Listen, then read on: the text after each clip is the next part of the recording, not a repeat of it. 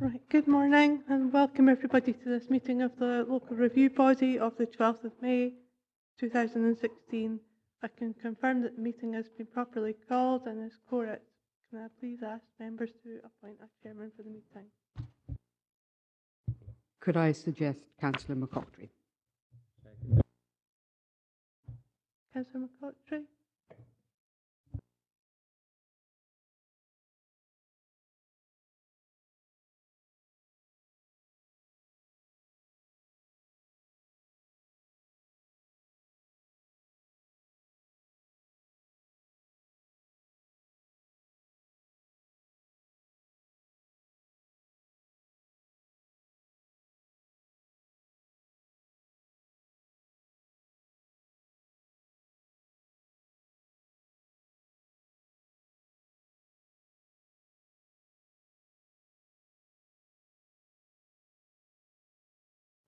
Okay, good morning, everyone.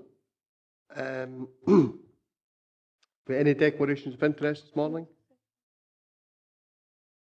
Oh, sorry, SEDERUNT first. Thank you, Chairman. We have apologies from Councillor Ferguson this morning. Any declarations of interest?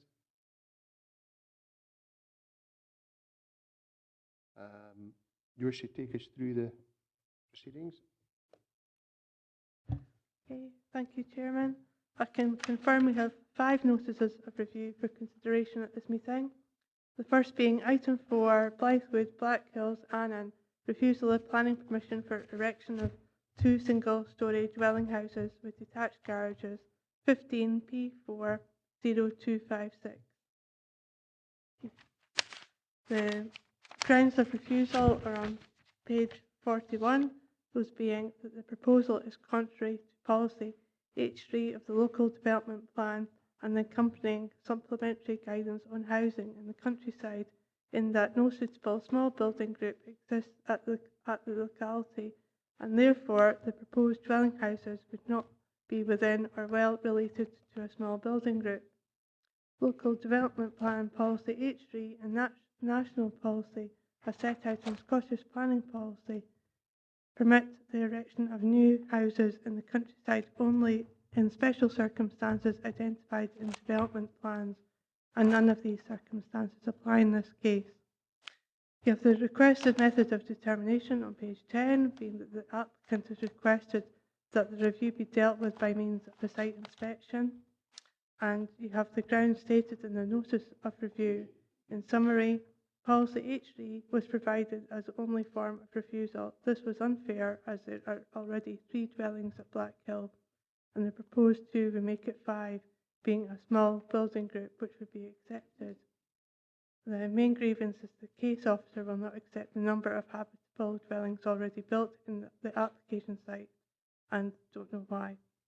You also have the further comments of the interested parties, being the comments of the roads officer and the comments of the appointed officer. You have references to the relevant development plan policies on page 16. And so that the main issues that the local review body may wish to consider are: does the proposal conform with the relevant development plan policies, particularly local development plan policy H3?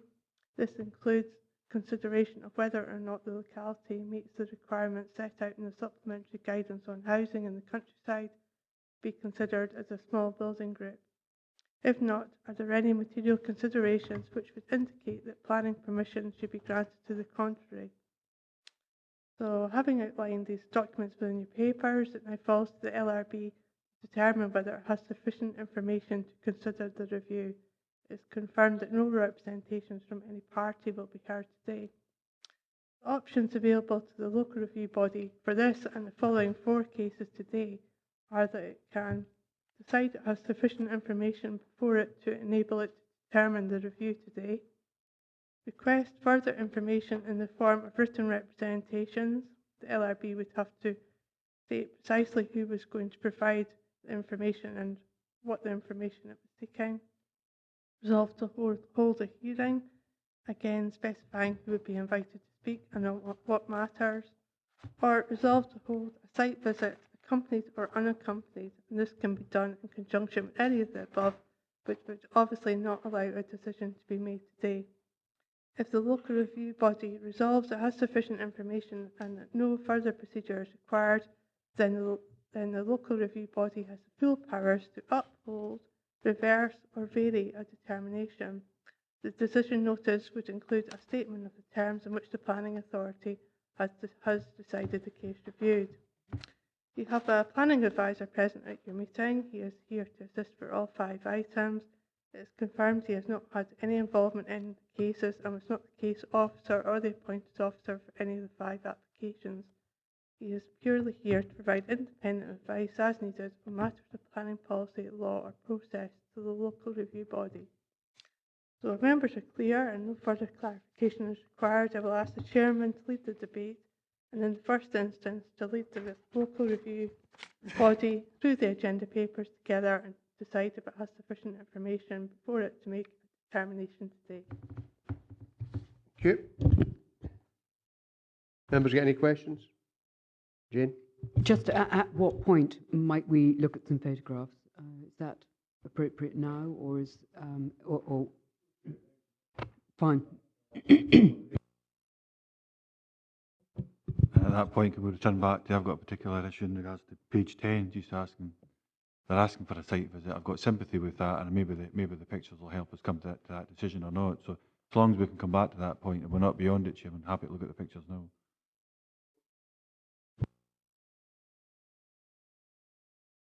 Chair, I'm quite happy to run through the slides for the benefit of the meeting.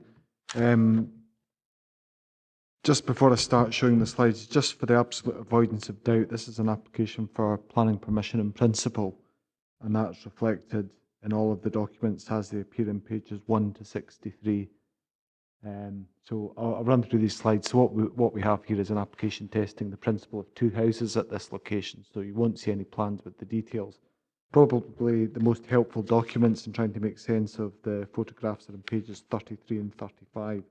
So you've got the location plans, 2 of those, one to scale of 1 to 5,000, well, one to scale 1 to 5,000, and then 2 plans described as site plans, 1 to 1,000 and 1 to 500. So I'll run through these just now. This is the application site as you see it. So notionally a 2-plot layout as you see it on the plans in the papers. This is from the front of the site.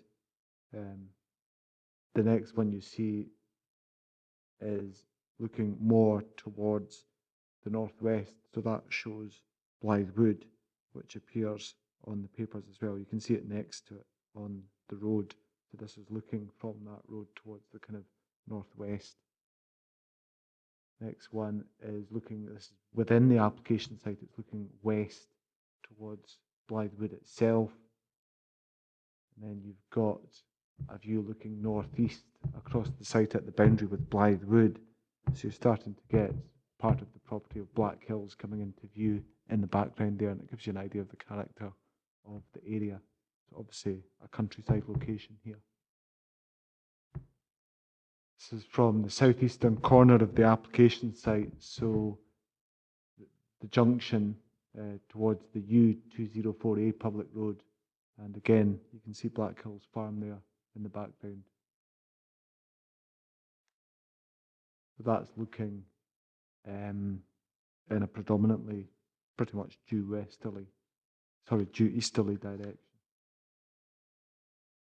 That's at the same junction as the previous picture was taken, but panning round, so that's looking pretty much southerly, so away from the application site. You can see the characteristic hedgerows. And that's, again, similar location, but you're looking north, so the opposite direction pretty much. The application site here is on the left-hand side behind that fence, and what you're seeing on the right-hand side is one of the buildings at BLACKHILLS Farm. And then you've got the actual dwelling houses themselves in closer focus at BLACKHILLS Farm. So that's the access you can see on the plan on page 33 of the papers. So there's an access coming off the public road, and you can see the footprint of the farmhouse building with the dormers with the little porch in the front of it that's discernible there. The one that's closer to the camera, obviously, single-storey house with the hedge in front, you can see that as the building that's just closer to the road on that plan as well. That's the actual front elevation of BLYTHEWOOD. So this is the property that's pretty much due west of the application site. Again, a single-storey house, as you can see.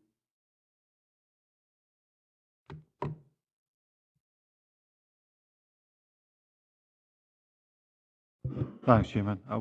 Even after seeing them, I know that area fairly well, and it's the kind of, just so it's absolutely clear in my own mind, probably as much for the committee ourselves, is that BLYTHEWOOD, White Springs and BLACKHILLs, how they do relate to each other, how that fits in. I think an on-site visit would be appropriate in this case.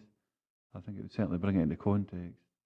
I think when I've looked through the papers, it's the only one I'll probably ask for today in regards to that. It's not something I've got to bring up at every single one, but I think in this case, to me, there is, my view looking through it and knowing the area fairly well, as it stands, without going into debate on the actual or into session before we do, but my feeling is they are well related to each other as a place, and I think a site visit would certainly lend us or help the committee make a decision, a clear decision on that, rather than just looking at photographs, Chairman. I would ask that we do have a site visit.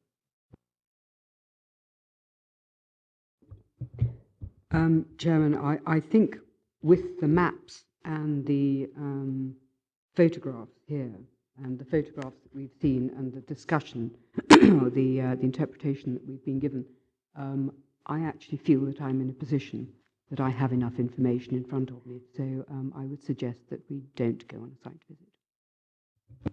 Jim? I would say, Chair, the maps are sufficiently detailed for us to make a decision based upon the information here. Unfortunately, having had a look at the maps, I tend to feel myself that maybe a site visit would be advantageous in this stage. Because when you see the photographs, I don't think maybe we're getting the context, because I want to see it in the context of where the houses are positioned. So I'm prepared to second going on a site visit in this case. I didn't want to go to a vote because otherwise I've got to cast and vote anyway. So would members be happy to try and get a consensus that... I think we recognise the realities of the situation, Chairman. Thank you. Okay, we'll continue this for a site visit, and that will save us through the stuff. Okay, thanks very much. Just for clarity, Chair, is that for an accompanied site visit? Yeah. Thank you. Okay, can we move on to item 5, which is land near BALMACLELLAN. Refusal of planning permission for erection of workshop, installation of septic tank, and SOAKAWay formation of access and parking area, and associated landscaping. Anything you want to add, Claire? Thank you, Chairman. I'll just quickly take you through the key points. You've got the grounds of refusal in this case on pages 158 to 159, being that the proposed site is located in undeveloped open countryside and is neither immediately adjacent to a designated local centre, village or small building group, nor does it have an overriding site-specific need for a rural location. As such, the proposal would represent sporadic business industrial development in a rural area contrary to the provisions of the Dumfries and Galloway Local Development Plan as set out in policies ED2 and ED1 and to associated supplementary guidance. And 2, the proposed business industrial development would be out of keeping with and would introduce a discordant and uncharacteristic element into the area, such as it would have significant adverse impact on landscape character and scenic interest, nor would it contribute positively to the natural environment or sense of place and local distinctiveness. As such, the proposal would be contrary to the provisions of the Dumfries and Galloway Local Development Plan as set out in policies NE2, OP1C and OP2. Have the requested method of determination in this case on page 78, being that the applicant has requested that the review be dealt with by an assessment of review documents only with no further procedure. And the grounds stated in the notice of review are, in summary, the applicant has specific reasons for locating the proposed business at this particular location, and an explanation has been provided regarding the lack of suitable alternative designated sites and the case for business relocation. The applicant has sought to find a site that is close as possible to a local settlement while keeping the business in the Glen Cairns area. The business has been designed and located to minimise impact in its location. The proposal represents a set of circumstances which would require a trade-off between the benefits and any doubt about the scheme.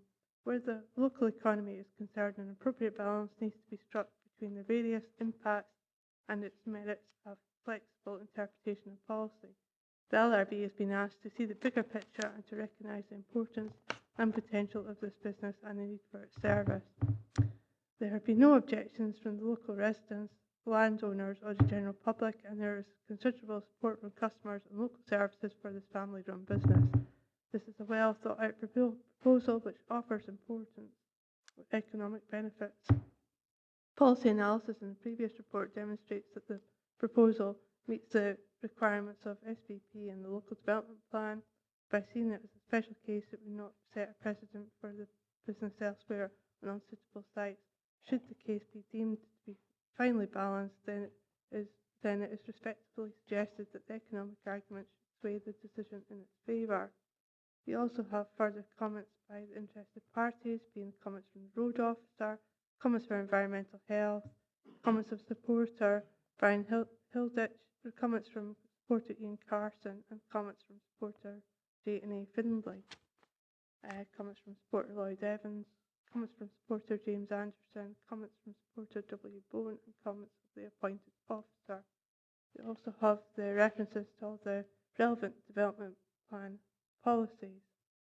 So the main issues for the local review body may wish to consider are: does the proposal conform with the relevant development plan policies in principle, and critically, does it comply with development plan policies ED2 and ED1 and to associated supplementary guidance, in the sense that does it have an overriding specific need in this rural location? And turning to the detail of the application, would the proposal comply with the local development plan policies NE2, OP1C and OP2? Would it be out of keeping with and introduce a discordant and uncharacteristic element into the area such that it would have a significant adverse impact on landscape character and scenic interest? And would it fail to contribute positively to the natural environment, sense of place and for local distinctiveness? If not in accordance with the terms of the development plan, are there any material considerations which would indicate that planning permission should be granted as an exception to policy? So, having outlined the documents again, the LRB have the same procedures and options before it as outlined in the previous item. Thank you. Members happy to proceed? Okay. Just go through the contents, notice of review and related documents. Any queries? No.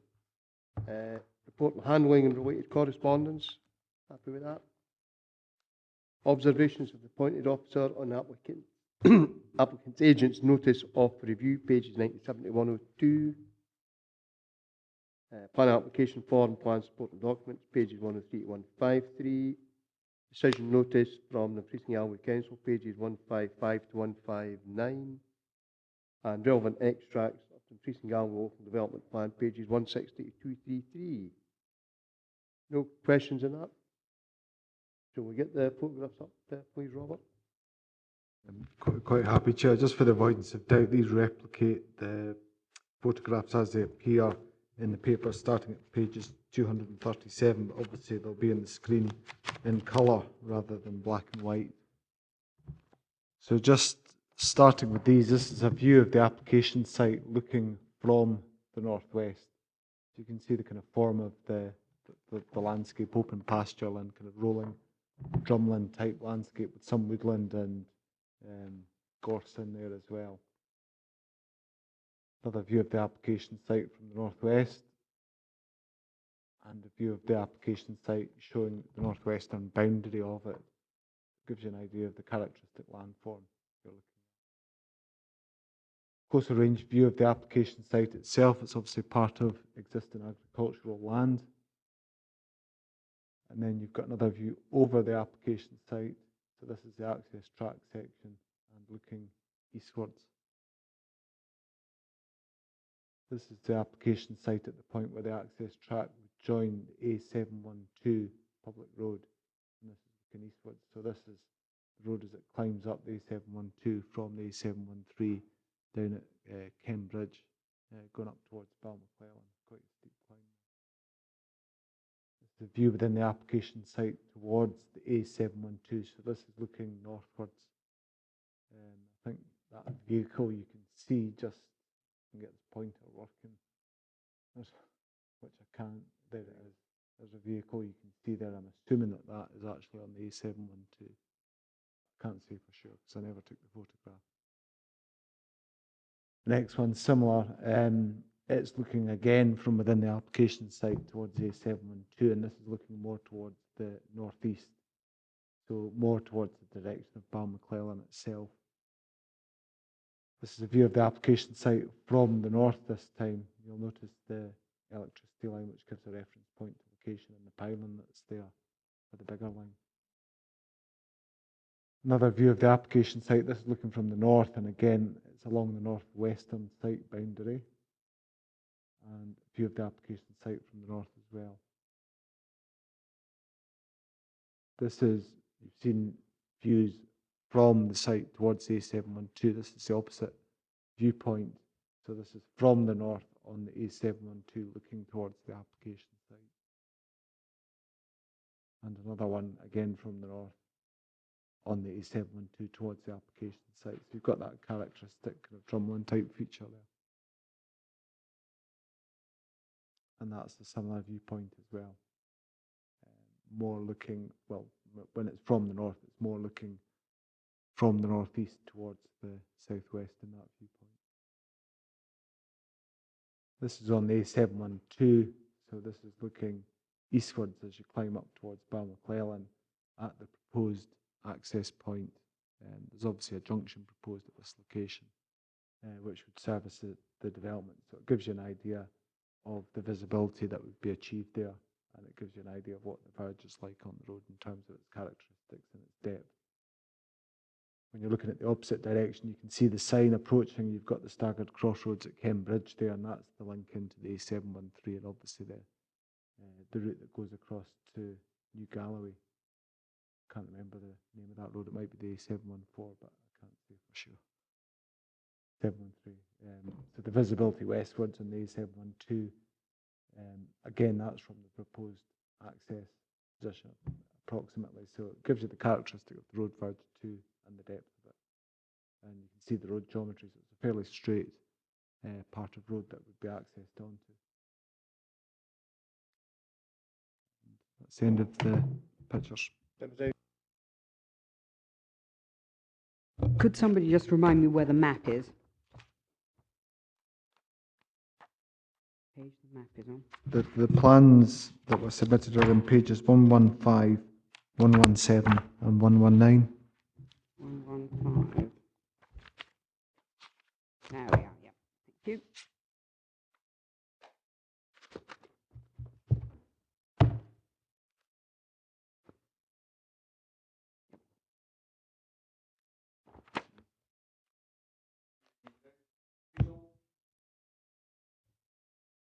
Happy to note them? Right. May I go on? Chairman, I did look at the grounds for refusal of this, and I also took a bit of time to look at our LDP with respect to land set aside for business in New Galloway, which is very limited, and it's an area called Carson's now, extremely limited, and our own policies describe New Galloway as being very narrow and steep and difficult to get in and out of. I know that what we actually are trying to do is to encourage businesses to maintain their presence in our settlements. But the Glen Kens area is a particularly difficult area because, actual fact, St John's town of Dalry does not have any land whatsoever set aside for it. in terms of industry, nothing at all.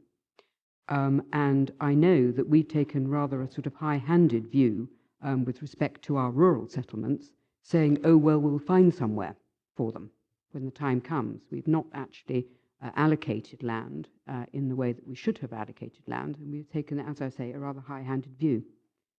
In the past, I can say that the SMIDI, because that's what this is basically, this is a modern SMIDI going on and serving its local community.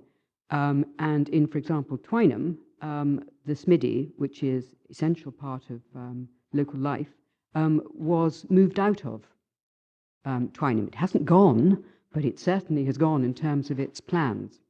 And people have removed it from the centre of a residential area simply because it really was incompatible with the residential and the built-up area that it was serving.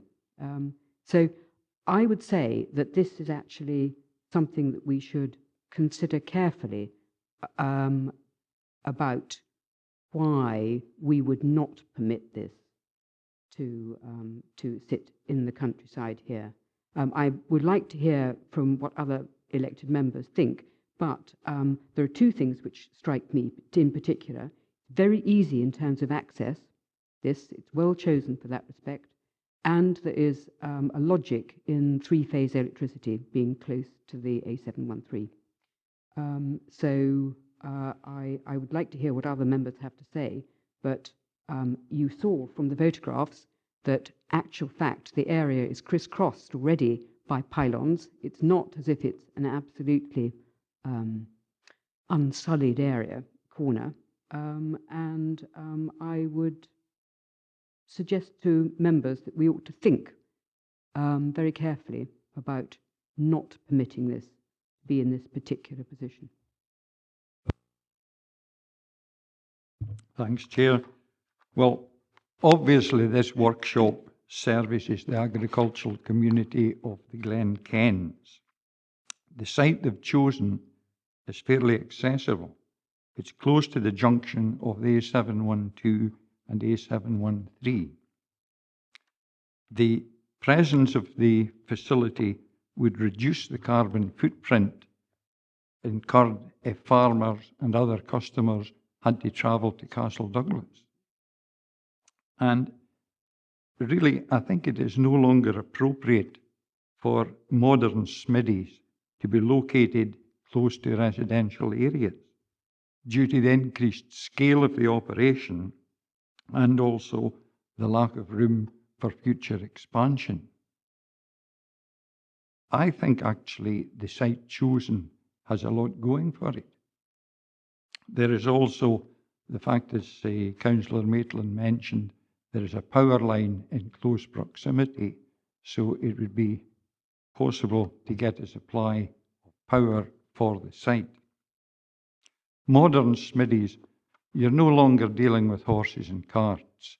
You've got 44-ton lorries arriving, unloading steel or perhaps bringing agricultural vehicles for sorting. Now, that type of operation is no longer compatible with a residential area in a small village.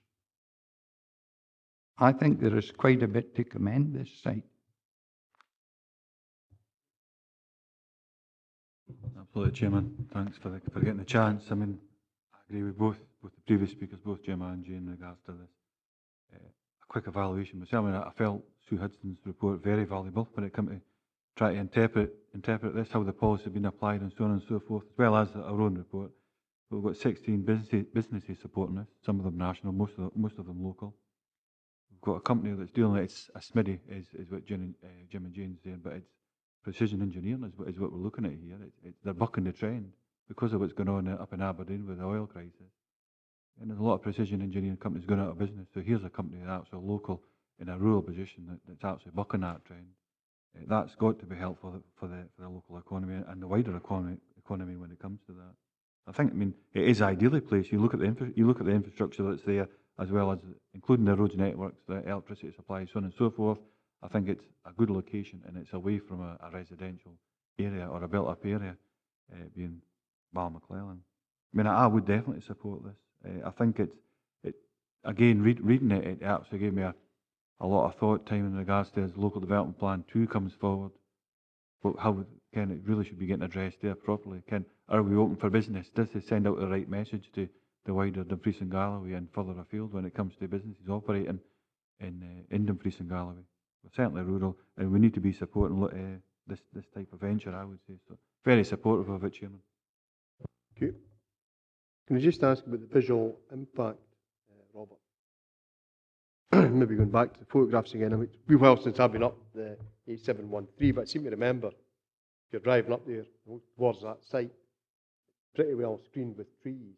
Is there need for any further screening, or is that sitting in the dip? Because I noticed when we were showing the photographs, the A712, the site seemed to be sitting down from the road because the car was higher up than the site from where the photograph was taken. Is it sort of well screened anyway with the natural topography? Chair, the pictures I've shown are the pictures that were taken by the case officer, which were what the appointed officer relied on when the decision was taken. I mean, the appointed officer comments are those that were put in front of you, so I can only present those if you like. Those are the views of the appointed officer. My role is to provide advice to the LRP as and when you need it, not necessarily defend those comments. It's your view as to whether you need a site visit to look at it to decide what landscaping you need. Unfortunately, I haven't visited the site myself, so I'm not able to really provide you with advice as to whether there's any landscaping required or what my own view is of landscape impact. Jane, do you have information? Well, it's not so much information, is that I think what was useful was the section AA on page 119. And there is a bund raised, which will actually give you some level of screening from the road, from the road level. That will actually help up to a point. I would ask that, just like you're suggesting, that if we were to agree this, it should be conditioned with the planning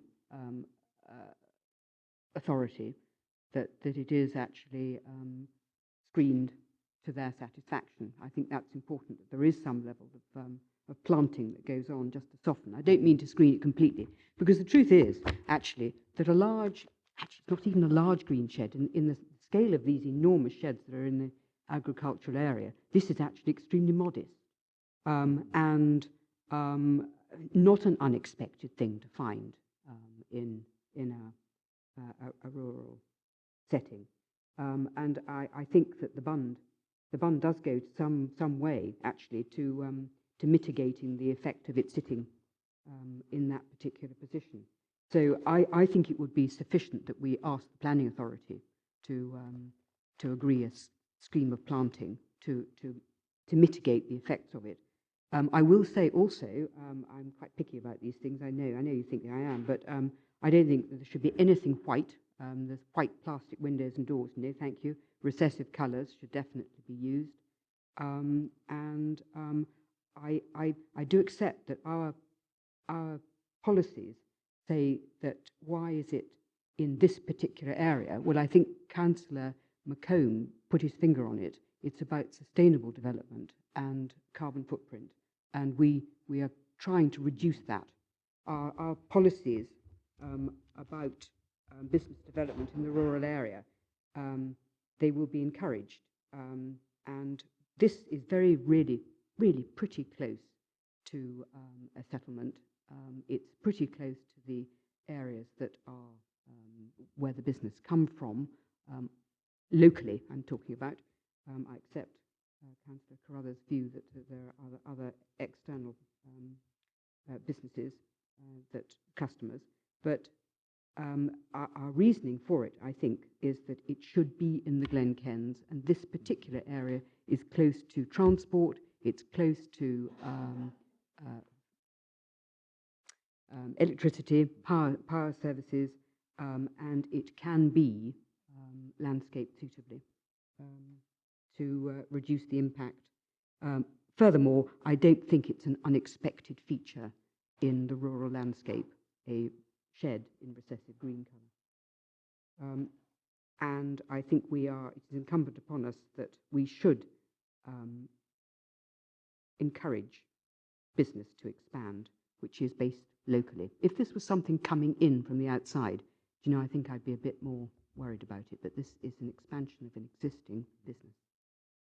I hope that you can find something in there, Chairman, to make something that is of planning grounds, proper planning grounds. Actually, I've just noticed on the next page, section AA, but section BB there, which does show the existing ground level and the new earth bund. So that's fine. Robert? Chair, if it's helpful, obviously as a local review body you haven't taken a decision yet, but if you're minded to not uphold the appointed officer's decision and grant permission for this, you would need to obviously provide the clerk with reasons for your decision. And I would suggest you might want to consider the planning conditions you would wish to attach. Now, this was something I had thought about as a possibility before the meeting started. So normal precaution, it wasn't just this case, I should hasten to add. There are conditions in the roads consultation response as it appears on page 93. Now, that appears in code, but I do have a full version, so I'd be quite happy to read those out in full as and when necessary, if that would be helpful. If you're minded to take that on board as part of your decision, picking up on what you've just said, Councillor Maitland, I could quite happily, provide the text just now during this meeting, if you like, for a landscaping condition to include bunding rather than bunting, and planting, if that's intended to be designed for a specific purpose, and also a condition to look for a recessive palette on the colours to be used in the building, recognising that you want that to be quite recessive and characteristic of the area. So all of these things could be achieved. Unfortunately, because of the nature of the LRB meeting, we would need to go through those and agree the wording if you are minded to, grant permission today. But I do have something prepared, so we're not completely starting from scratch, if that's helpful, Chair. Okay, can we maybe move proceedings on? I take it members are quite happy to grant this, subject to conditions. So if we'll let Robert go on with conditions. Ian? Just one small one to add to the conditions, which I would like added if possible. There was a permission granted last year, about 3 miles to the east of me, Ecclefechan, and when the lighting was put in place, it almost lit up my back garden. It was so big and enormous, and all they had to do was make a slight alteration and face them in a downward direction rather than an outward direction. I think that's worth considering. The whole site itself still lit up exactly the same, but it didn't have the impact in the wider area. Just to make sure that the appropriate lighting's put in place as a condition as well, please.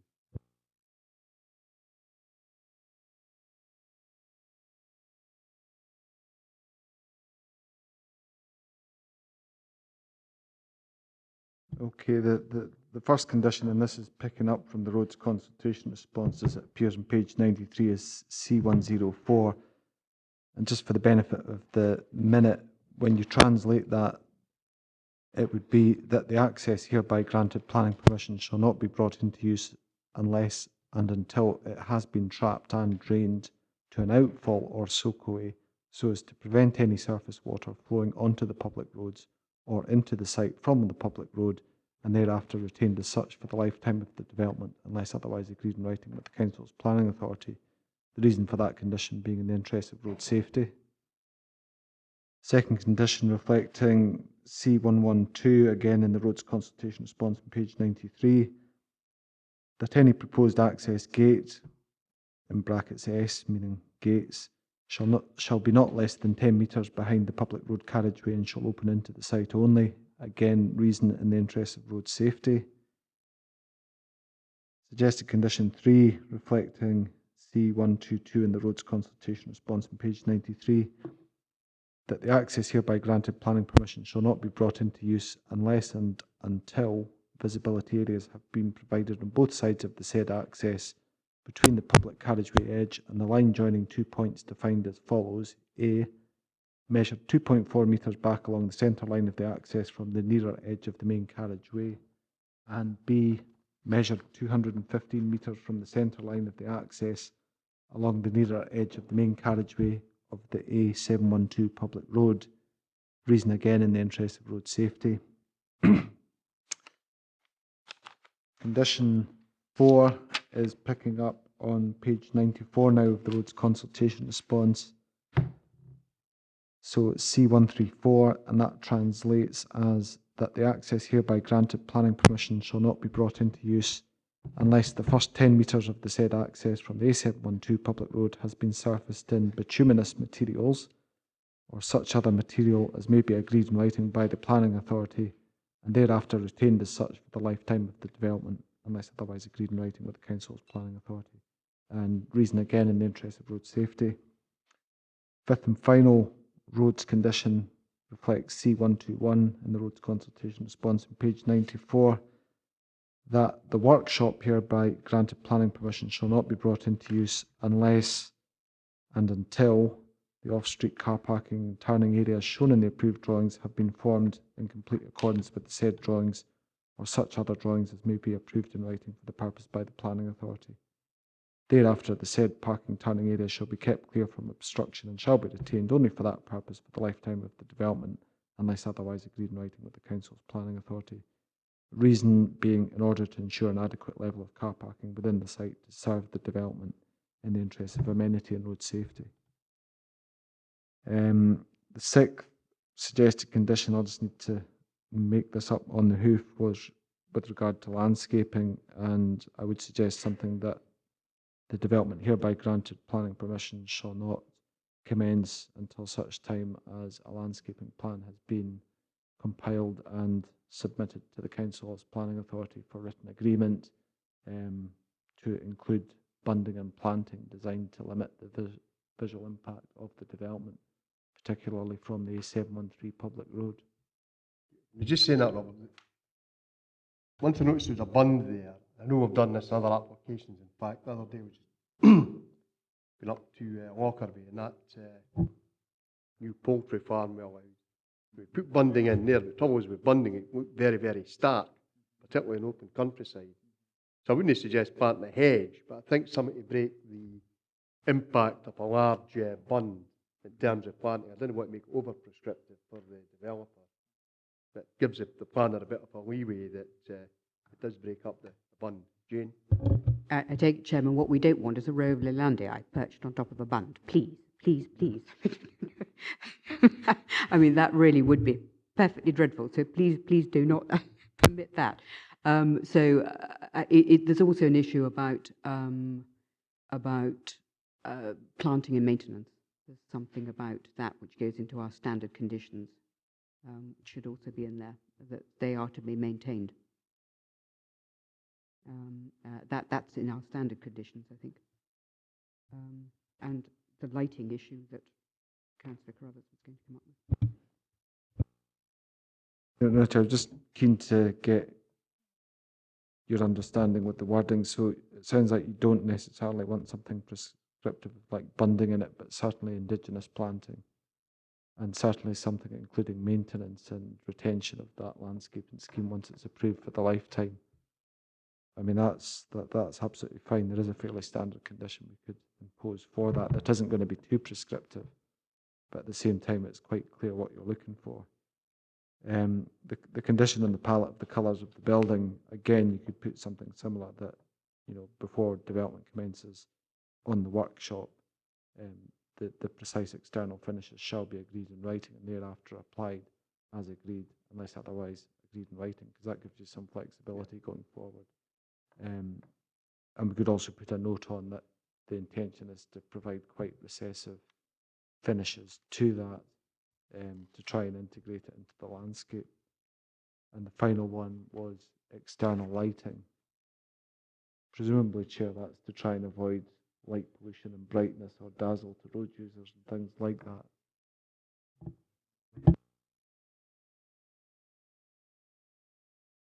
Just to try and put that into context, the new LED streetlights that we have, they're high, they're LED and they're facing down the way and have almost no impact on the wider area. And that's what I'm really thinking of, Robert, when I say that. Chairman, sorry to labour the point, but particularly since this is actually slightly elevated, we've got to be incredibly careful. And I think, again, we should be very clear that it should comply with best practice. I mean, it's not in the Dark Skies Park, but there is guidance, Dark Skies guidance, and I suspect that, bearing in mind that we are departing from policy, actually, in this, it's not unreasonable to expect a very specific and strict conditioning on this as far as lighting is concerned, given that it is in such a rural area. Chair, it sounds like you want to put an 8th condition on then, specifically requiring details of external lighting to be agreed, but with the caveat that any lighting that comes in shall be designed specifically to meet Dark Sky Park principles and to avoid unnecessary light pollution. So that would give us, it would essentially mean that if they wanted to install internal lighting, they would have to agree that. But for that particular purpose, they would need to bear that in mind when doing so, and that would give at least some kind of long-term control over that issue. Okay, members happy with that?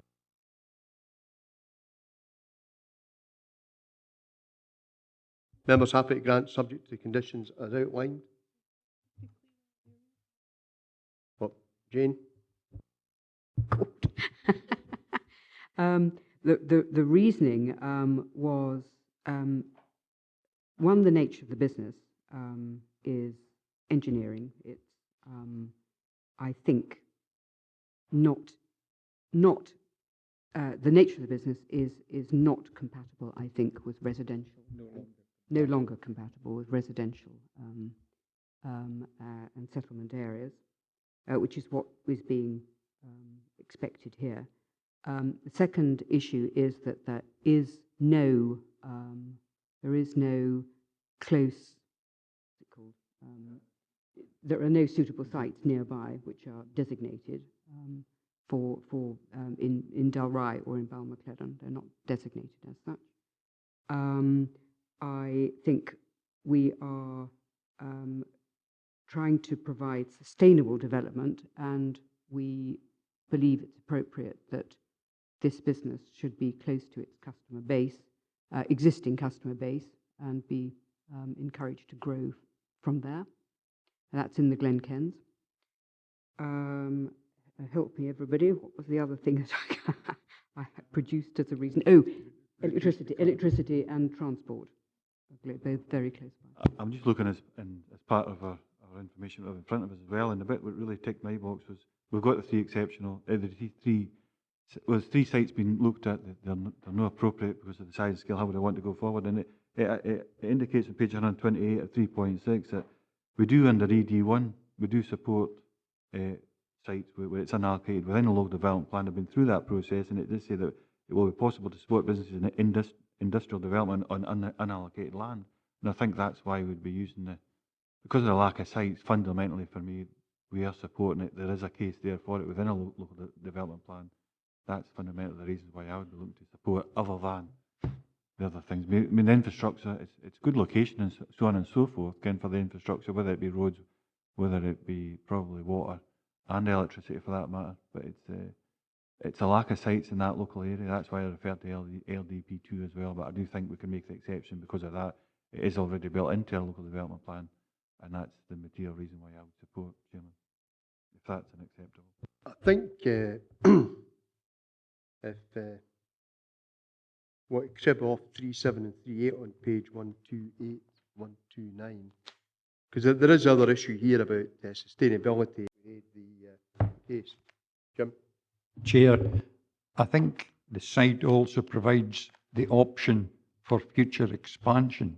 If the business at some point grows, there is the space to grow the business, which would not be perhaps available on a more constrained site. Is that enough for you, Claire? Thank you, Chairman. I've got extremely comprehensive reasons for the decision to be reversed and complete conditions as well. Thank you. Okay, members happy with that? Move on to item 6, which is ground to south of 37 Drive Park, Lockerbie, refusal of planning permission in principle for erection of Dwellinghouse. Anything to add to that one, Claire? Thank you, Chairman. Again, I'll also try and be quick run through the papers. In this case, you have the grounds of refusal on page 360, being 1, the proposed dwelling house would constitute overdevelopment resulting in a higher density of development and a cramped appearance, unsympathetic with the general character of the area, contrary to the objectives of policy OP2 of the Dumfries and Galloway Local Development Plan. And 2, the proposed development would result in an unacceptable standard of amenity for future occupants and the occupants of the existing house, contrary to the objectives of policy OP1 of the Dumfries and Galloway Local Development Plan and the requirement of Scottish planning policy to create good quality housing. You have the requested method of determination on page 252, being that the applicant has requested that the review be dealt with on the basis of further written submissions by means of site inspection and 1 or more hearing sessions. You have the grounds stated in the notice of review. In summary, that the applicants consider that in comparison with house sizes and plot areas in the vicinity of Drift Park, the proposal would not comprise overdevelopment of the site. The applicants consider that with the inclusion of the proposal, the existing high density of the various house types of Drift Park will be less obvious, as the proposed structure will blend into the scheme, and the area of plot house size will ameliorate the concept of high density as it is a standalone occupation with sufficient grounds for soft landscaping, car turning and off-road car parking. The applicants consider that the area of plot is greater than the average nearby and thus will be less cramped than the existing scheme and of sufficient area to design some features. The plot also has visual and open amenities to the south and east. The applicants consider that the character that once may have existed at Drift Park development area has now been superseded by industrial units and concrete plants, and the proposal would therefore not be unsympathetic to the general character of the area. You have the further comments of interested parties, being the comments from the roads officer on page 305 and the comments from the appointed officer on page 307 to 310. You also have all the relevant development plan policy.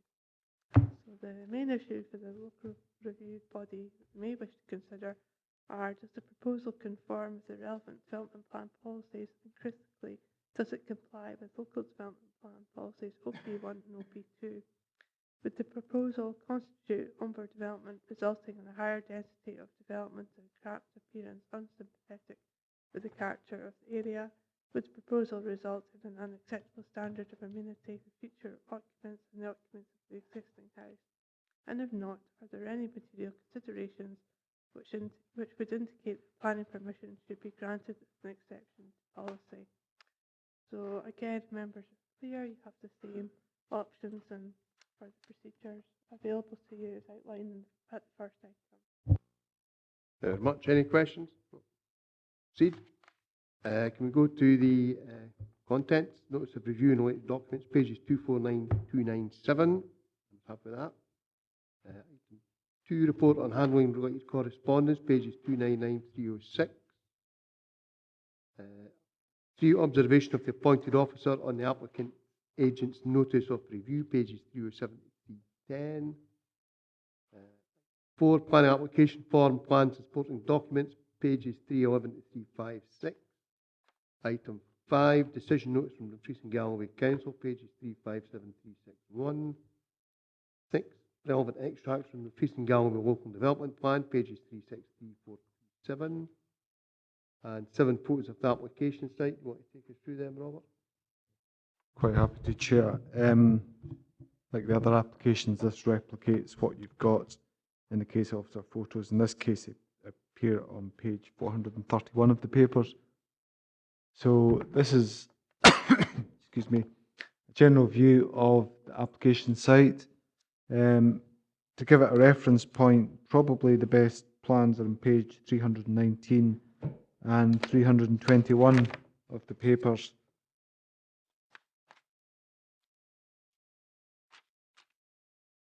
The one on page 321 is probably better. It gives you a sense of where you're looking at. So it's a triangular site, if you like, and you can see it's right next to 37 DRYFE Park itself. So this is a view from the application site towards the adjacent property.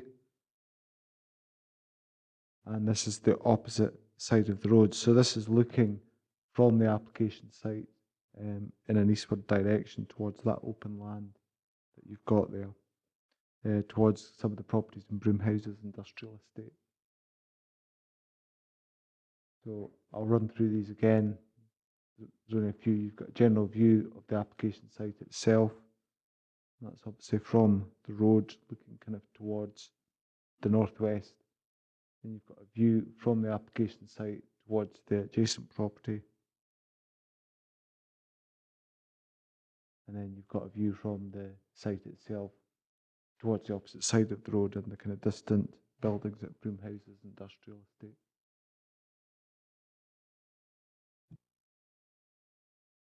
Members, any questions?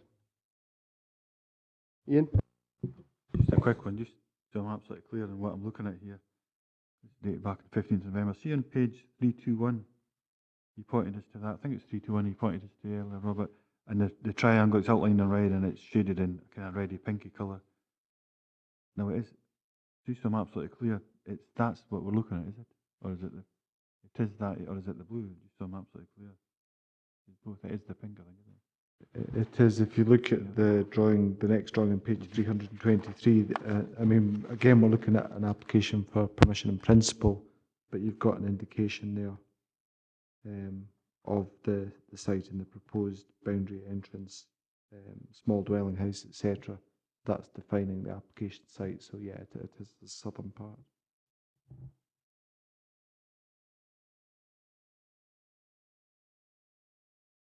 Okay, moving on.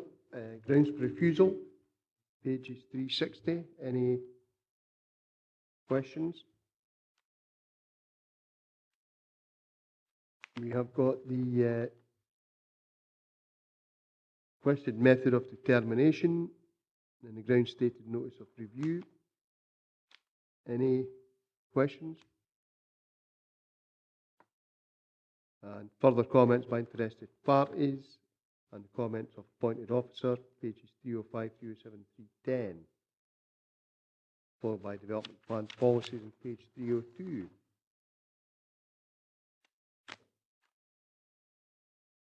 And then the main issues for the review body to consider. Open to members. Do you wish to determine the matter today? Ian? If you're still talking in process, I was going to go into the kind of merits of the case. Is that what you're saying, or are you looking at possibly a site visit? Is that what you're saying? No, I'm just asking.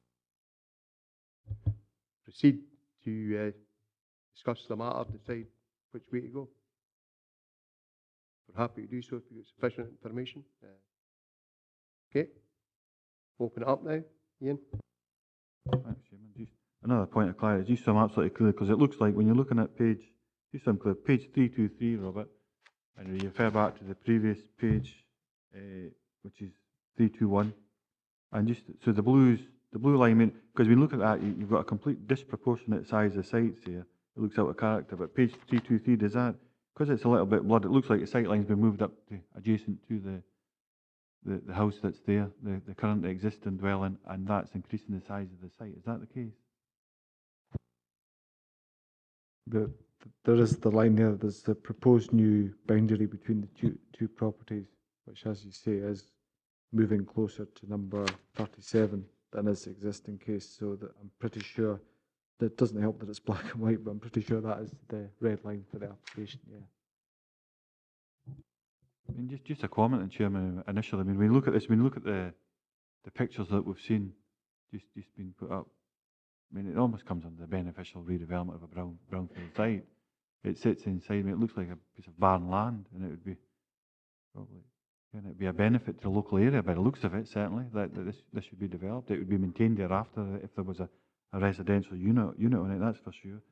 Again, I mean, it's almost like a trend we're hitting today, but I don't know if that's just my view, and I'm quite keen to hear what other people are thinking, but just when you look on the face of it, it certainly looks like this could be the beneficial redevelopment of a brownfield site within a built-up area. I've got a difficulty with this, Chair. When you look at the photograph on page 334, the site looks to be very, very confined.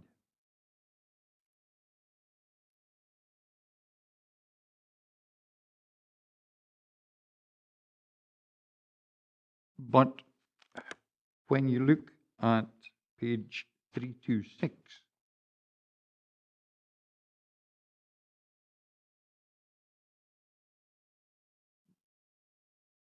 the house or proposed house appears to fit into the site.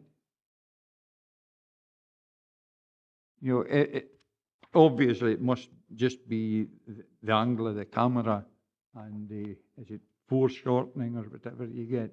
I think that's the same point I was picking up at. When you look at that in the pictures that we've seen, obviously that's one of the pictures, Jim and Chairman, through you, obviously, but that fence line, what you're looking at in the shed and everything gets moved, and that fence line gets taken back to probably within 4 feet approximately, somewhere about there. It's usually kind of standard size, 1.2 metres off the boundary of the wall of the residential unit that's facing us.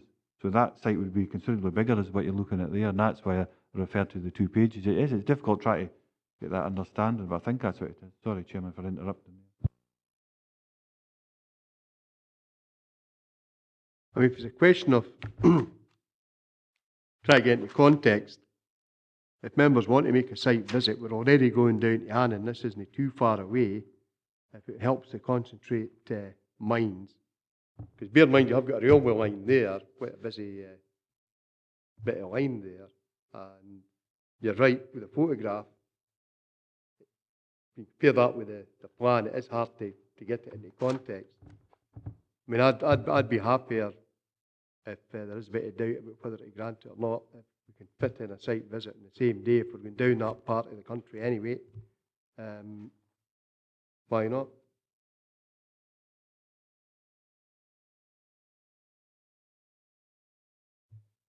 Jim? I would agree, Chair. I think it would be advisable to have a look at this site.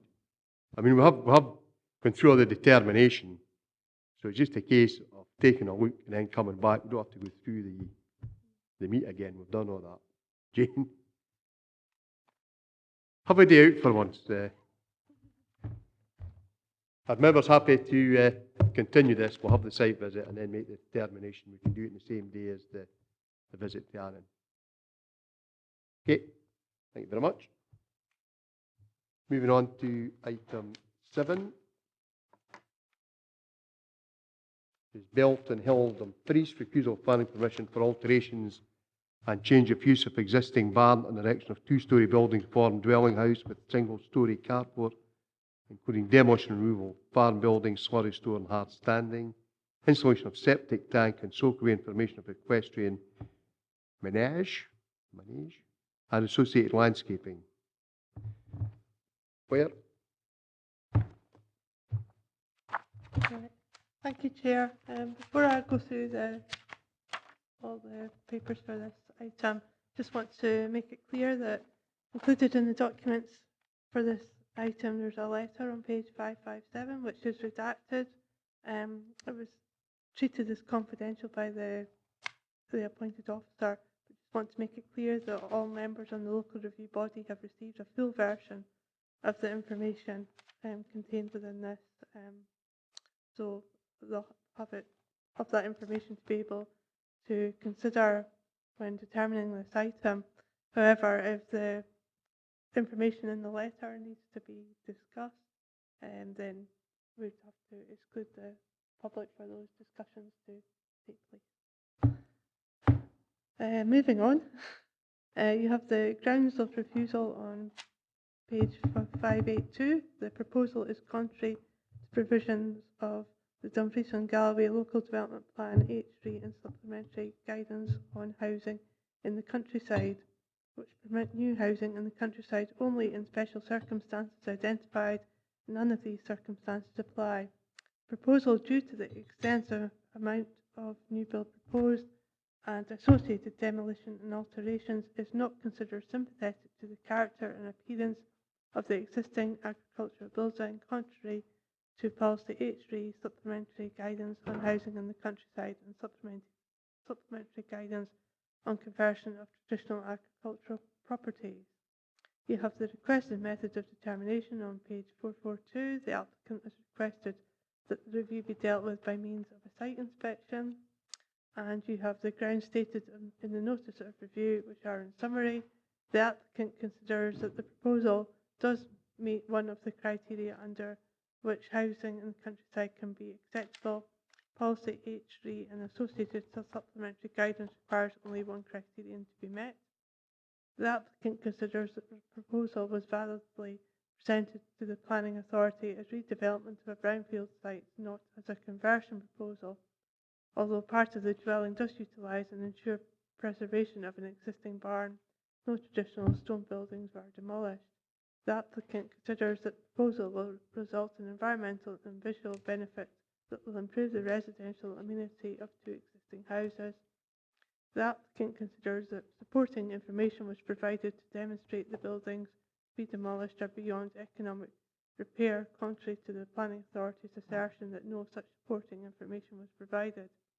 The applicant considers that the design of the proposal is sympathetic and its scale is reasonable in the context of the scale and redevelopment of the redevelopment project. You also have the further comments by interested parties, being the comments of the roads planning team leader and the comments of the appointed officer. You also have all the relevant development plan policies and supplementary guidance. So the main issues for the local review body which may wish to consider: does the proposal conform with the relevant development plan policies, and critically, does it comply with plan policy H3, adopt a supplementary guidance on housing in the countryside and conversion of traditional agricultural properties? In arriving at a conclusion in respect of the above, members may wish to question whether or not the proposal involves an extensive amount of proposed new builds and associated demolition and alterations to the affected agricultural building, and whether or not the proposal would be sympathetic to the character and appearance of the existing building. If not, are there any material considerations which would indicate that planning permission should be granted as an exception to policy? For example, is the building beyond economic repair? Does the proposal comprise beneficial redevelopment of a brownfield site that should be supported? Will the proposal result in environmental and visual benefits? Is the design of the proposal sympathetic? Is the scale of the proposal reasonable? So again, having outlined the documents within the members' papers, the LRB has the same options on procedures as outlined in the first item. Okay, members, any queries? No. Moving on. Item 1 is the notice of review and related documents. Happy with that? 2, report on handling and related correspondence. Happy with that. Observation of appointed officer and applicant's agent's notice of review.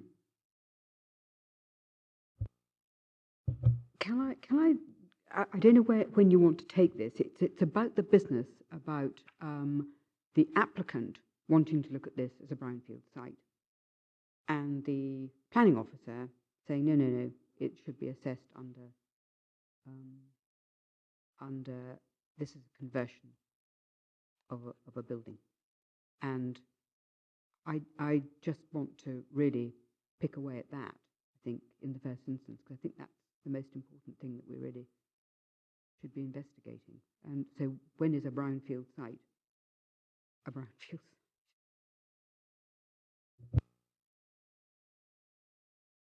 Well, when I've looked at all the papers put together, the council's local development plan provides in its glossary a definition of what a brownfield site is.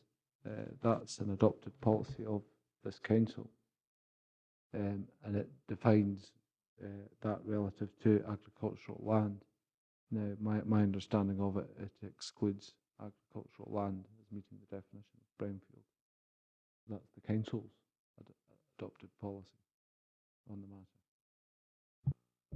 So if I read that right, on that basis, this site, as having been agricultural, cannot be considered to be a brownfield site under our policies. That's what I read that to be. Yeah, I mean, I think we had this with the site at Stranraer, similar type of thing in the outskirts of Stranraer. It was agricultural, but the claim was it was brownfield. We just had one where we went on site visit recently, same thing, but it was agricultural. Claim was it was brownfield. So you have this, I mean, folk can't have two bites at the cherry. They can't get certain concessions because it's agricultural and then come back years later and say, oh, well, it's brownfield. I think that's the dilemma. Ian?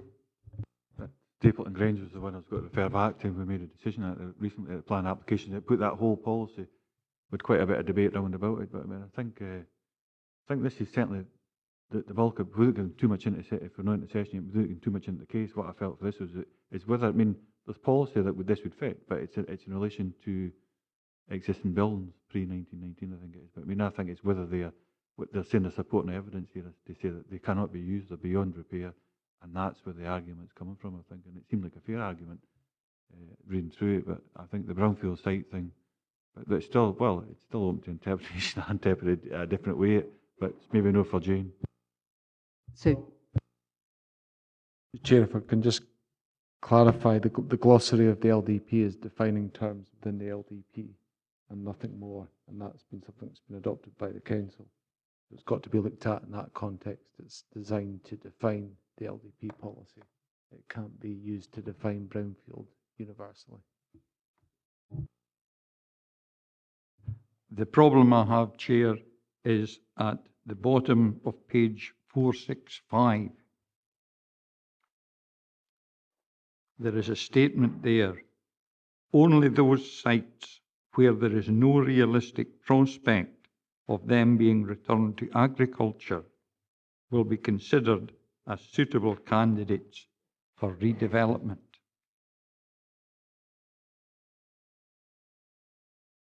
The difficulty I have is there a realistic prospect of this steading being returned to agriculture?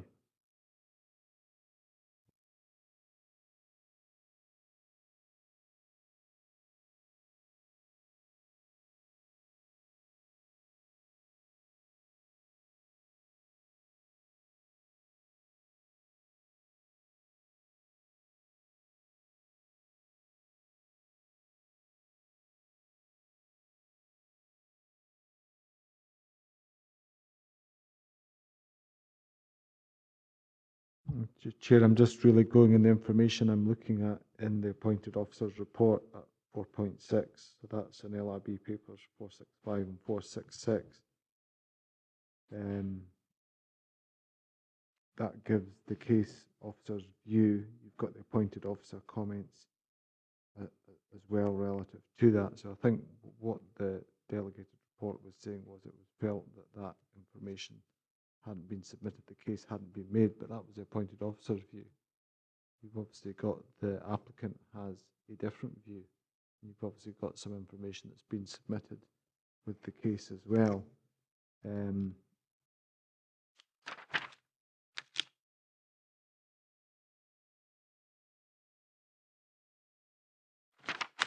It's obviously, you know, as a local review body, I can't guide you on this issue. You've got to weigh up that information and arrive and decide yourself whether you feel the case has been suitably made in that regard. I can only point you towards the relevant information, and really the two key things here are the appointed officer comments and the applicant's submission that you've received and which you see in front of you in the papers. And you've got to ask yourself, has that case been made or not sufficient to satisfy you? Jane? Sorry, I suddenly realised that you're probably going through just clarification at this stage rather than discussion, so I'll leave it. Okay, can we go to plan application form, plans, supporting documents? Decision notes from the Dumfries and Galloway Council, pages 579 to 58. 3, relevant extracts from the local plan 585 to 721, and then the photos of the site and the locality 723 to 743. Do you want to put them up on the screen for us, Robert? Yeah, I'm quite happy to do that, Chair. Again, the pictures that you'll see, replicate those in the papers. This time it's at page, start at page 725. A lot more pictures than last time, as you'll see. This is an aerial photograph of BELTONHILL with tracks through the steading itself to fields containing livestock. They don't really show up too well, but they're there. Building 10 now, the plan that you're looking at, I think, is block plan on page 489 is your best reference point. I'll just double check this before we go any further, because it's important that you get the correct idea of, 491. That's probably a best reference point in making sense of these slides. So this is looking at building 10, obviously the circular slurry tank that you can see here. There are a lot of pictures. This is a view looking towards buildings 7, 8 and 9. As you're looking at this, this is panning right from the slurry tank. So on the right hand side 7, then moving left 8 and then 9. Building 7, this is panning further around to the right hand side. So on the left hand side you've got building 7. Area of hard standing is 11, so that's in the kind of foreground. And then you've got buildings 5, 1 and 2, the older buildings that you can see in stone with the pitch roofs that you can see in the middle ground. Next view, you've got an area of concrete hard standing which shows us 12 on the plan on page 491, and buildings 1 and 2 directly behind. You can also just see the edge of the house, building 13, in the background next to the tree, but we'll come on to that. This is looking straight towards building 1. That would remain and be altered as part of the proposal. Building 1, again, you can see it on the right hand side there, proposed to be retained and altered. 7 comes into this picture, proposed for demolition. Buildings 1, so that's the gable you're looking straight at, proposed to be retained. 5, the one you see on the left hand side in this view, proposed for demolition.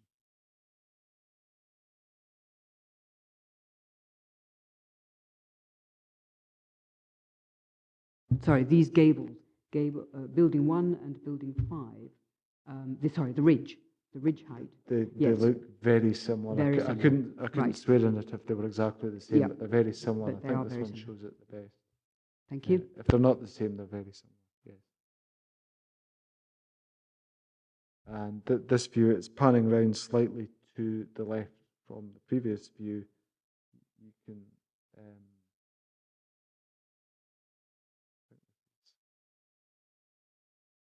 not entirely convinced this is being labelled correctly. I think this is actually building 5 that you see on the right hand side, proposed to be demolished, and 7 on the left hand side. The applicant's nodding at me, so I'm assuming that's a mislabel there. 7 on the left hand side, proposed for demolition 2. This is a view showing the access road to the site. So if you look at the plan on page 491, that's the long part you see offshooting from the steading itself. You're looking at the gable end here of building 6, and that's proposed to be retained. So that's obviously in very close proximity to the access track. So that gives you an idea of the kind of viewpoint there. Similar viewpoint, this is panning round to the left-hand side. So what you're looking at here, when it says building 4 proposed stables, you've also got an annotation of 3 on the plan as well. Buildings 4 and 3, if you like, proposed stables. Building 6 on the right-hand side, the one we've just discussed. So. Sorry, just again for clarification, they're actually existing stables and original stables. That building there, building 4, it's existing, currently existing stables, if I've got that right. Yes, I have got that right. Okay. This is again panning round slightly. So you're looking at buildings 4 and 3, and you're now starting to see the kind of courtyard. So in the distance there, you're seeing the elevations of buildings 2 and 1 as well. And you're starting to see building 15 just come into view on the left-hand side of that shot. This is showing the entrance to numbers 1 and 2, BELTONHILL. Building 2 proposed for demolition is in the background here.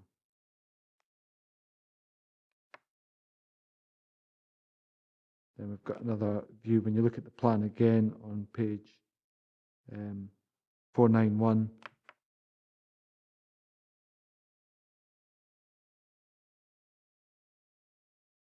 it's annotated as a view of the rear of building 4.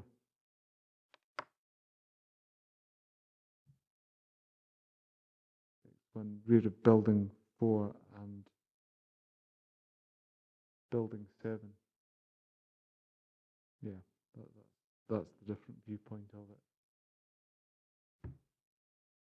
Then buildings 7, 8, and 9, this is from the completely different viewpoint. That's what's throwing me slightly from the one that you saw previously. So this is approaching it from the other side of the steading grouping. Then you have buildings 4 and 5 looking through the gap that you can see there towards BELTONHILL itself. And the very small building you can see there is building 15.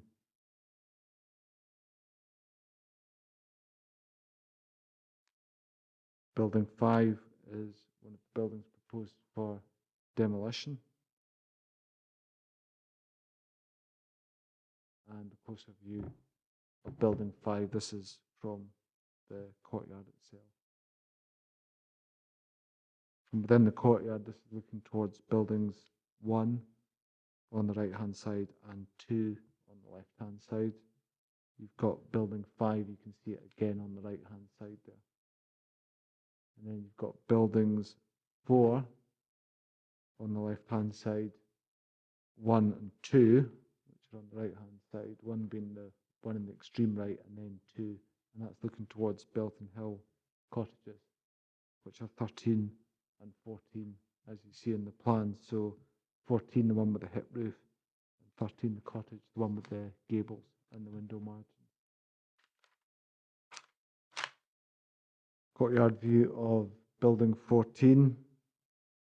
So this is looking towards, you'll see the open sides of building 7 in the background there, and building 4 on the right-hand side, showing the pattern of openings, nature, scale of the building. And a more distant view from within the courtyard of building 5, proposed for demolition. Buildings 1 and 2 from the courtyard. Again, building 5 just on the right-hand side there. Got one. Building 2, and just for the avoidance of doubt, the part here proposed for demolition is the part with the corrugated roof sheeting, not the part with the skew and the slate roof. And this is a view of building 2 itself. So that's the gable view and the hardstanding marked as 12 in the plan. So that's the part on the left-hand side beyond the gate, and the slurry tank in the dark blue from BELTONHILL. And that's building 2 with the gable from BELTONHILL. You can see on the right-hand side you've got building 3 there, and further on from that, in the extreme right, you've got building 6. You can see the gables of them. And a similar view, slightly more oblique, you've got the gables of buildings 2. It says 4, but that's really annotated as building 3 on the plan, and building 6 as well. So you've got some intervening landscape in there as well. And this is looking more along the line of the access to the road. It's a quite close view of building 1. And then you've got building 1 shown next to the hardstanding as 12 in the plan. And then another view showing it quite close to, and buildings 1 and 5. So this is coming back to similar viewpoints of earlier pictures. And then building 5 proposed for demolition, the one on the right hand side, 7's on the left hand side, the open sided shed. And again, closer view of building 5, and then building 7 on the left. Buildings 5 and 1, left hand side and right hand side respectively. And that just shows there's a very small gap there. You can just about make out in the plan between buildings 1 and building 5. And then you've got more pictures of buildings 1 and 2. So that should give you certainly quite a comprehensive idea of the character of the steading and the buildings within it. Any questions? No. Move on to the grounds of refusal, and they're contained on page 582. Any questions?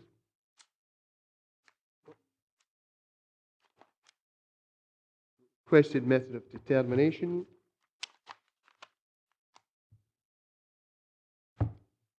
C was the ground stated in the notice of review, pages 437 to 460. Further comments by interested parties, page 469. And the comments of the appointed officer, 471 to 476.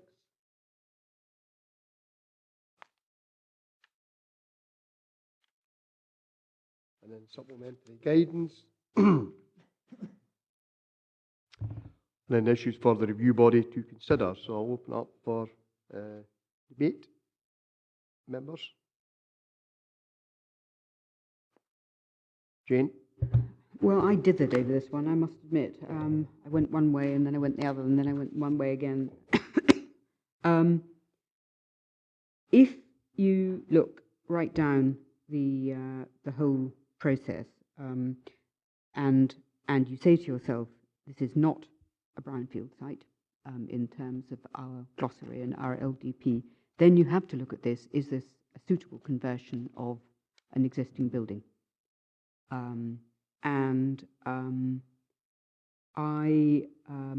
went one way and then I went the other.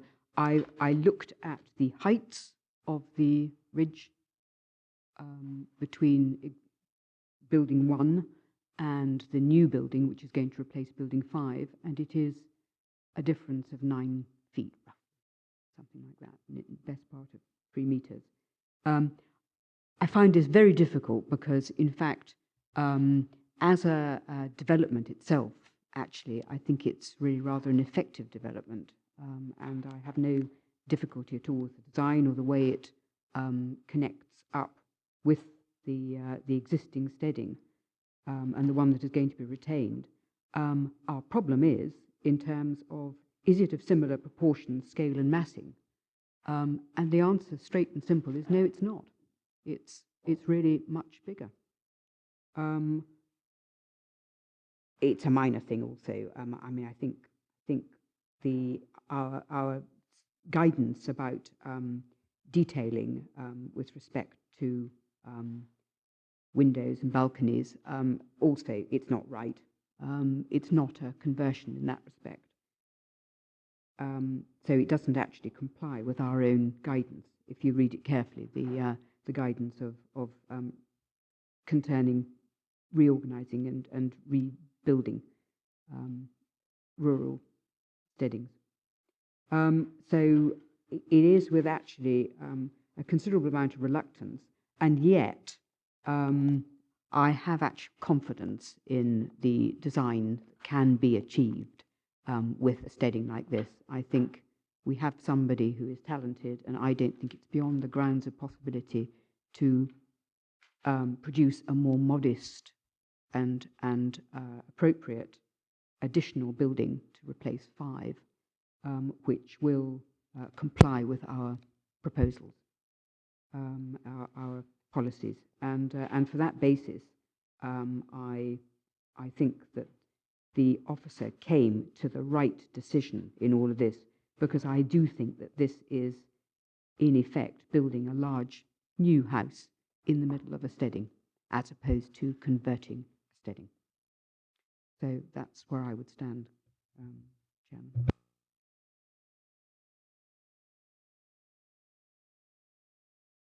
I was kind of help myself when I asked, because when we look at this, you can on the page number actually.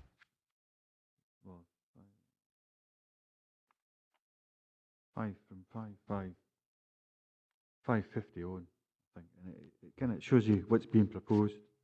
We can look back and see what's there. There's a picture of what's there as well. I mean, it feels to me like my gut feeling would say here's a lost opportunity.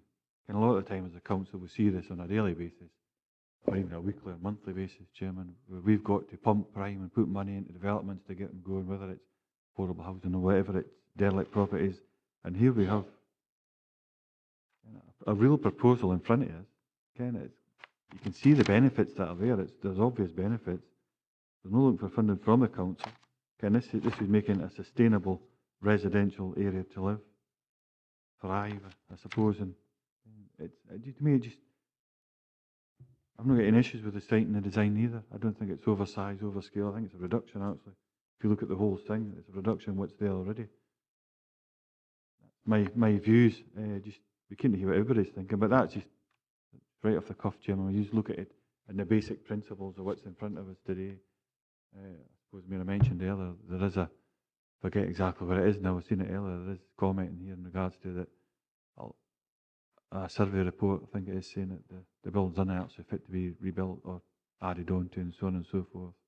And that's a lot to do with why they've actually, that hasn't been taken into consideration, I don't think, by as his planning authority. So can you hear what the other two members have still got to say? But I just think it's a person looking, it's a missed opportunity. It's in front of us, it's here, it's now. It's a viable option, obviously, for the developer who's come forward with it. It could be a missed opportunity here, Chairman. I would say it comes before the planning committee as a viable option for somebody. So at the end of the day, you might as well not have a planning committee. You might as well just say, look, if somebody wants to build something somewhere, get on with it. So viability is all in the eyes of the beholder, quite frankly. Jim? Thanks, Chair. There are two principal buildings being retained. Building 1, which was the barn, and that's going to be incorporated as part of the dwelling house, and Building 3, which was the stables. And that will be retained as under its original use as a stable.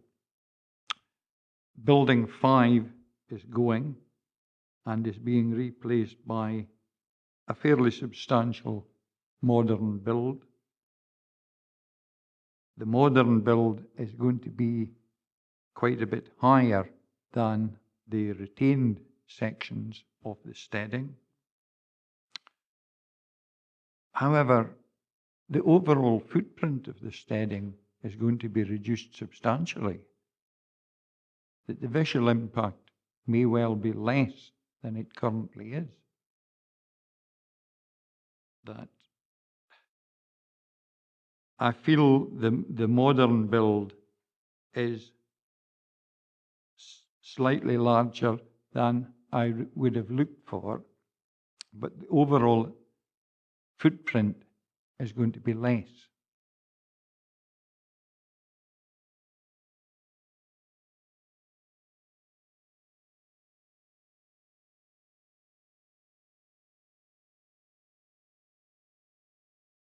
I think it is a difficult one myself. In the way it's been presented, perhaps. We've had similar redevelopments of farms before, and they've been fairly simple. If it's presented differently, I would have a difficulty in granting it. The problem I've got here, if we were to grant today, is some of the conditions that we'd have to put in, I think, in terms of ensuring that certain things were done before other things were done. I think we've caught out that way before, where you just grant it and you don't put in conditions, i.e., particularly with regard to the business side, if you like, of stabling and whatever else. So I do have my concerns as well, I must admit. Anything you want to say, Robert? No, Chair. It's the usual case if members are minded to not uphold the officer's recommendation or the decision, rather than you're clear to do that as long as you've got clear reasons to do so. The appointed officer decision was obviously taken in the context of the council's development plan policies and supplementary guidance. Jane? No, I looked again actually at page 553, which I think are extremely helpful, particularly the northeast aerial view, which basically gives you it's the massing. There's nothing wrong. I think the thing's an excellent design in many respects. It does all the sort of respectful things as far as the steadying is concerned. It's just too big. And it is not, I think, fully respectful of the scale of the surrounding buildings with which it is attempting to be a part. I'm going to suggest that I think this is perfectly viable. I think, and it will happen. But I think if we say no, clearly this is not right. It doesn't comply with our newly accepted guidance that we've all just agreed. Remember, literally just agreed. I think you should give the designer a chance to come up with something that really will comply with our policies, because I think we've seen this person before and they are perfectly capable of it. So I would say that we should follow our own policies at this stage and ask somebody to come back with something that actually complies with them. Jim? The buildings which are being removed are small, they're antiquated, and they're in fairly poor condition. I have no problem with the demolition of these buildings. I do have a difficulty with the scale of the new building. I think it could be, the plan could be altered. It wouldn't need major alteration. It could be changed to bring it more in keeping with what remains of the steading. So I think I would go along with the officer's decision on this one. Okay. Ian? Thanks, Chairman. Just one last question, if possible. I mean, I've kind of made my view in regards to what I think. I think it is a missed opportunity, potentially. And I think most of the actual development carried out in Dumfries and Galloway is in the VACA permitted development rights, rather than coming through the planning application process itself. But see, when you're looking at this, I would just like to, or maybe I've missed it, but a straightforward overhead look at what's proposed and what's existing. Can you point me in the right direction? Am I missing it? Just what's proposed, what's existing, so we can see the difference in size and scale between what's there already and what's being proposed. I've been looked through different bits. You can see it from side on, but I'd just like to see a similar size and similar scale drawn, so we can actually have a look. I've maybe missed it completely. Chair, I think your best documents to look at in terms of what's proposed, I would suggest the plan on page 495. It's a combination really of 491, which was what I referred to when I took you through the slides. The plan as it appears on page 493. You've also got a plan and proposed master plan on page 495, and then you've also got the proposed site sections on 497. There's an existing site plan on page 503 as well. So, yeah, hopefully you'll find a combination of these helpful. I mean, really the plan's in between. Where are we? Pages 491 and 503 are probably the most helpful to try and understand what's there at the moment and what's proposed. 491 and 503, Chairman. Is that what you said, Robert? The shadow, I think 493 actually gives you a shadow of the original number 5 building, does it not, at the top? So you can actually see the difference in height. I worked it out at 9 feet, which is nearly a story.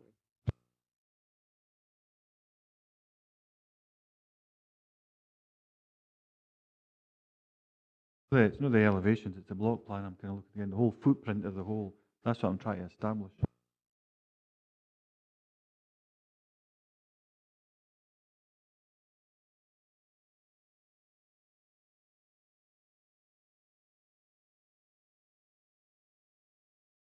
I suppose the only comments I'll make on Chairman is similar to what I made earlier, I'll just repeat them, so for the sake of saving me repeating them, I do think this is a missed opportunity, potentially, and it is a reduction in size, not an increase in size, but obviously buildings are slightly taller, but take on board what other members are saying. I think we've got a motion seconded, motion from Jane, seconded by Jim. And I'd have to go along with that in this instance. I think that there is an opportunity to come back. Bearing in mind the comments made, I don't think that anybody's saying a development shouldn't go ahead here, but I think in this case we'll uphold the decision of the officers and encourage the applicant to take another look at how he lays out the site. Okay? Agreed? Can we move on to item 8, the vacant plot between over Dumfedling and mid-Dumfedling, SDLEMUIR, refusal of planning permission principle for erection of a dwelling house and detached garage and installation of a septic tank in SOAKAWAY, 15/B/4/0173. Anything to add, Claire? Thank you, Chairman. With regards to comments from interested parties in your papers, we've received a letter that was received out with timescales from the applicant's agent. There's no procedures to cover late submission of documents, so it's a matter for the LRB to determine whether it wishes to accept that additional document.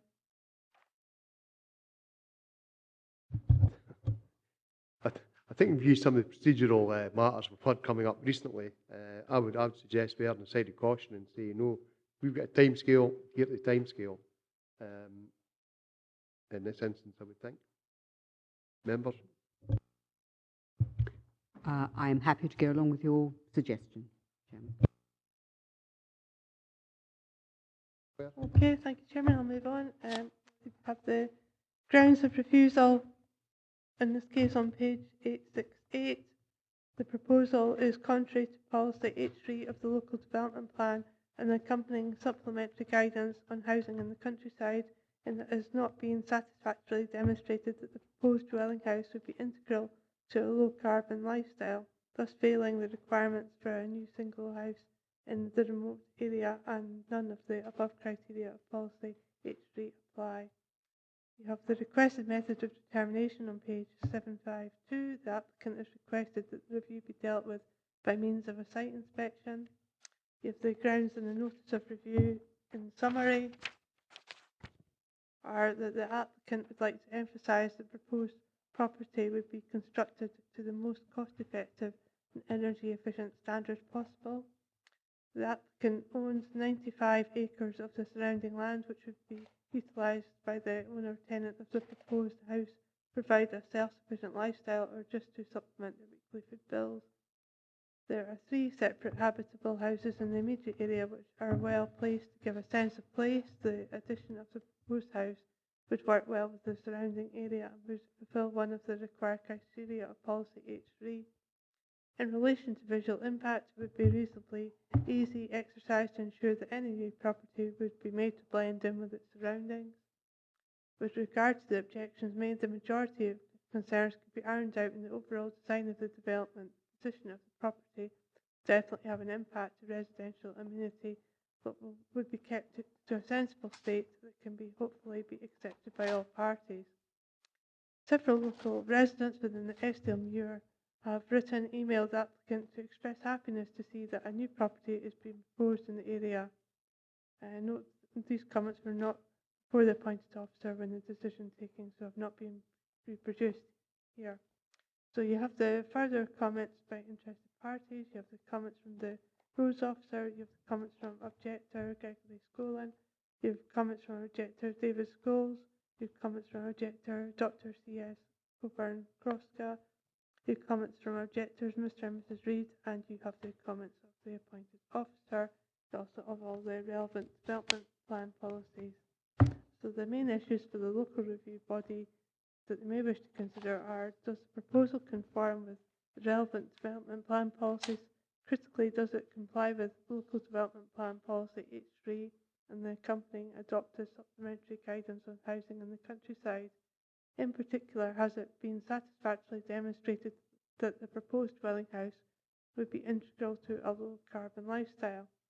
If not, are there any material considerations which would indicate that planning permission should be granted as an exception to policy? So again, having outlined the documents, the review body has the same procedures and options before it as outlined in the first item. Thanks very much. Can we move on? And, notes of review and related documents, pages 749 to 756. Report and handling related correspondence, pages 757 to 824. Observation appointed officer and interested parties and applicants, agents notice of review, pages 825 to 835. Planning application form, plan support documents, pages 837 to 865. Decision notice from Dumfries and Galloway Council, pages 865 to 869. And the relevant extracts from Dumfries and Galloway local plan, pages 871 to 878. I was happy with that. Can we have a look at the photographs again, please, Robert? Certainly, Chair. Again, these photographs that I will show replicate those that appear in the papers, this time on page 891. We'll start at those pages, but these are obviously in colour again. This is a view of the site access and the track. It's looking in a southerly direction. This is again, it's looking south. It shows the site and the surrounding landscape. So you've got the site and the access track looking in the opposite direction on the north. Just for the avoidance of doubt, the site is on the right-hand side. So in the previous view, it's on the left-hand side. Surrounding countryside located to the northwest of the site. Obviously, you're quite close to SDLEMUIR. It's quite an upland character landscape here. Lots of forestry as well in this area, defining characteristics, dikes and so on. It gives you an idea of the surrounding countryside opposite site. SDLEMUIR is obviously known for its feeling of remoteness and quietness.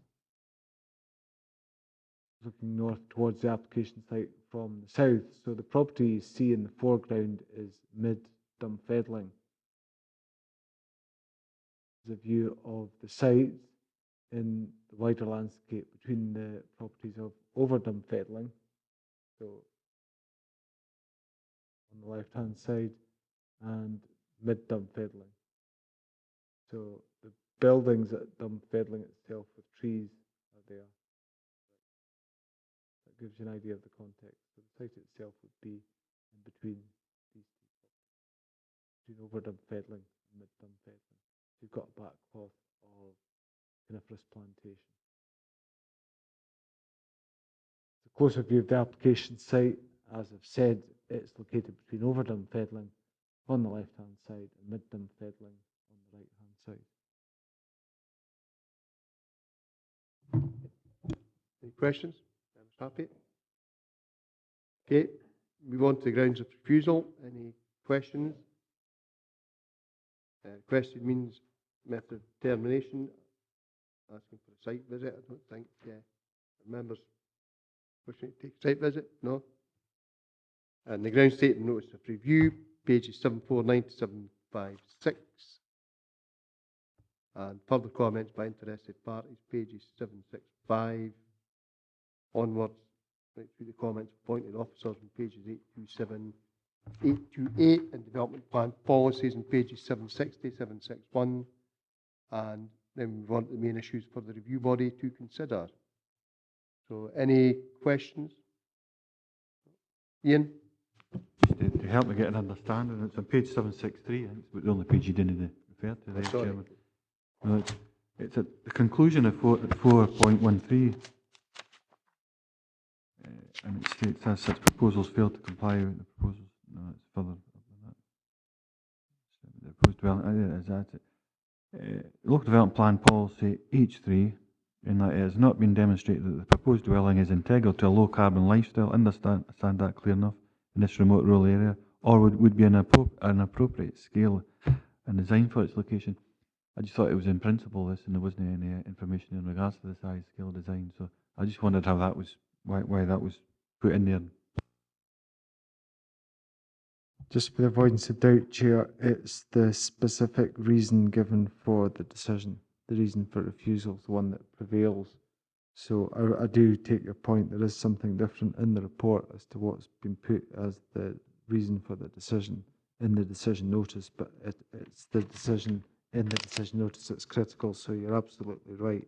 It's the principle of it that is the reason given for the refusal of the application and nothing else. So that's what prevails in your consideration of the case. Members? Jane? I don't think the case has been made for putting a house here. I think it's simply not there, and it's clearly not a small building group. Looking at that last two photographs, nothing else complies with policy H3, and we can't go forward on the remote policy simply because we haven't got the information to support a reason for building it. So I think the officer was absolutely right. Jim? Well, I think you've got a problem since this is an application in principle. There is, unfortunately, a lack of information, and there may well be a low carbon lifestyle involved in this application, but I don't think the evidence has been forthcoming to substantiate that. I think that's the difficulty. Thanks, Chairman. I suppose, that was the only point I was going to ask about, if there was any further, what, is it just about the lack of information when it comes to the low carbon? And I think just, if it's the same person I'm thinking about, the architect, there was a site not that far away from me, but in my own ward, and that's why it sticks in my mind. It won national awards across UK. Yeah, the Apple Awards, or whatever it was, the Green Apple Awards, I think it was. And this was the same architect, I think, that designed this, and it was about passive housing, low carbon. So I just wondered, it's surprised that if there's been a lack of information there, but if that's the case and the information's not there in which to determine the application in a fully considered way, then fair enough, I would stick to that. Okay, members happy to accept the officer recommendation, uphold the officer recommendation, I should say. Thank you very much. I have no further business. Thank you all for being here today. Sorry, I remind you, we are adjourned on 2 matters for site visits. We'll convene at a suitable time and place.